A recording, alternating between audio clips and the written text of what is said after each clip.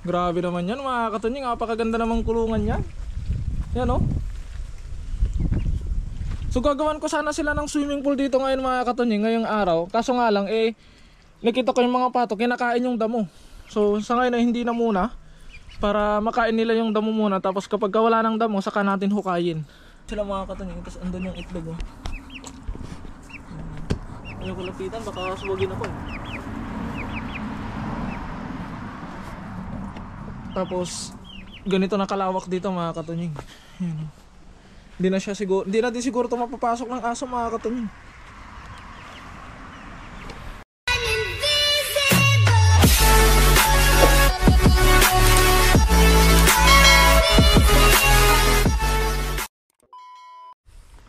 What is up mga katunying? Another day, another vlog. At welcome back sa ating YouTube channel.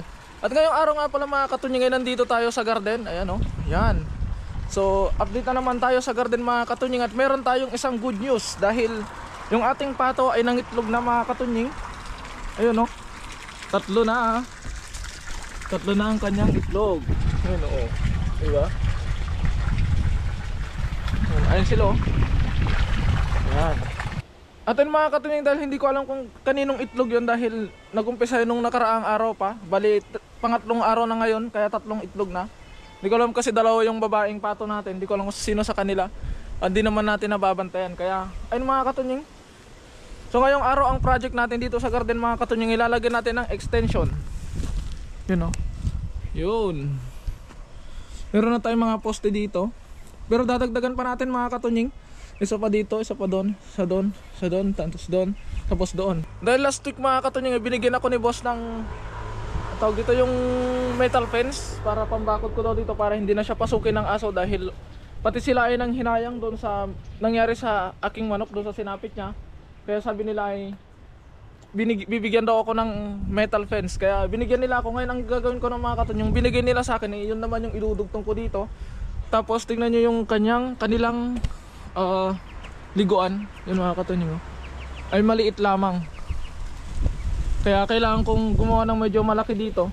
Kaya ako dinugtungan dito mga katunying. Tapos dito ako gagawa ng kanilang tubig dyan. Maghuhukay ako dyan. Bali may mga poste nang nauna mga katunying, dahil sa tuwing bago papasok sa umaga, dahil may trabaho tayo, bago papasok sa umaga ay inuunti-unti ko siyang inumpisan para kapag dumating ang rest day ay konti na lang. At syempre habang gumagawa tayo dito mga katunying, ay binuksan ko yung tubig para magdidilig naman tayo sa ating mga halaman. Meron tayo ditong talong, tapos yung mais natin ay medyo madamo.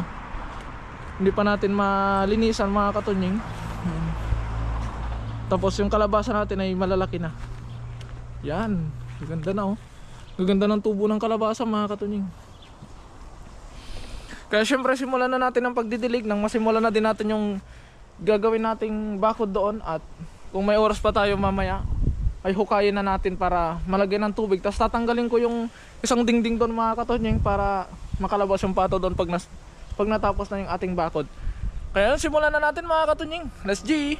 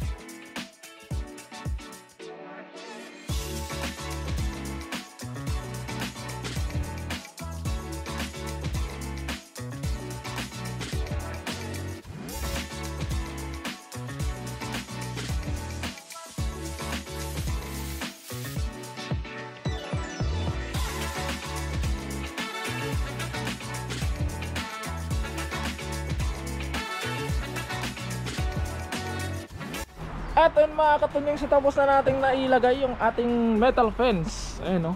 Ayan, ito na siya mga katunying. Ayan, so nalibot siya hanggang dito. Hanggang dito. Ayan. Kaso nabitin siya dito mga katunying. Hindi siya nakarating doon sa gilid doon. Nabitin siya pero sakto lang. Ano daw? Nabitin pero sakto lang. So nabitin siya mga katunying, hindi siya nakarating dito. Pero sakto lang dahil kukunin natin yung bakod doon. Yun yung isasalpak natin dito ngayon. Dahil syempre kailangan naman nating butasin to mga katunying para naman may silbi yung ginawa natin dito sa gilid na to. Kaya ngayon ang gagawin natin mga katunying, tatanggalin ko na to. At yun yung isasalpak ko agad dito para meron na silang additional galaan ng ating mga pato. Kaya ayun mga katunying, simulan na natin. Let's G!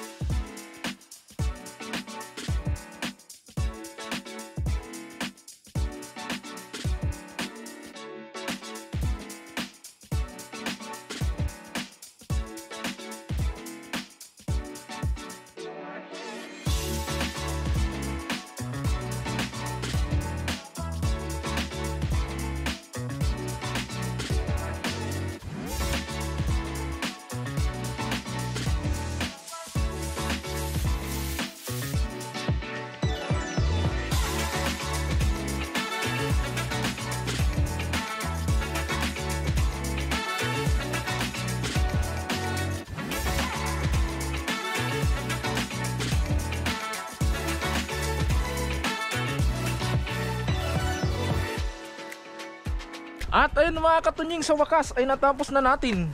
Yan o. Yun. Grabe naman yan mga katunying. Napakaganda namang kulungan yan. Yan o. So gagawan ko sana sila ng swimming pool dito ngayon mga katunying, ngayong araw. Kaso nga lang nakita ko yung mga pato kinakain yung damo. So sa ngayon ay hindi na muna, para makain nila yung damo muna. Tapos kapag wala ng damo, saka natin hukayin. At tingnan natin yung itlog ng malapitan mga katunying, dahil syempre sa Pilipinas ay normal na yon, o normal na sa atin ang mag-alaga ng mga gantong hayop. Pero syempre nandito tayo sa Taiwan mga katunying, dito sa ibang bansa gumagawa ng paraan upang malibang. Kaya parang konting achievements ba sa ating ginagawa ay sobrang saya na natin.